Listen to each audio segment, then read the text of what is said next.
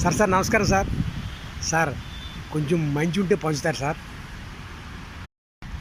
ఏంటి మంచి ఉంటే పంచుతారా? మరి తమాషా మాట్లాడుతున్నావా? మంచి గురించి తెలుసా నీకు? అది ఎప్పుడో ఏ త్రేతాయుగంలోనో ఏ కృతయుగంలోనో ఏ ద్వాపర యుగంలోనో కొంచెం ఉండేదట. కలియుగం కదా, ఎప్పుడో భయపడి వెళ్ళిపోయింది. నన్ను అడిగితే ఎక్కడే అని దొరుకుతుంది. ఊరందా లేదా నీకు? మంచిని పంచమంటే విడే బాబు. మంచినీళ్ళు అడుగు, కట్టుకోవడం పంచి అడుగు, దొరుకుతుంది.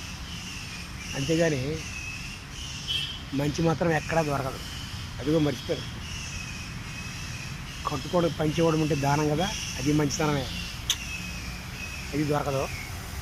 మంచినీళ్ళు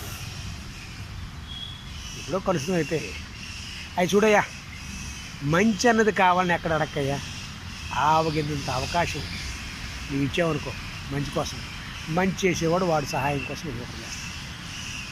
నీకు సాయం చేసాడు అనుకోండి, ఆయన ప్రతిఫలం ఆశించే చేస్తాడు. ఎవడు కానీ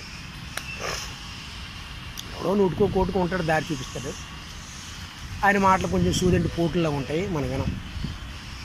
కానీ మంచి పంచుని మాత్రం దయవించి అడగ. ఓకేనా?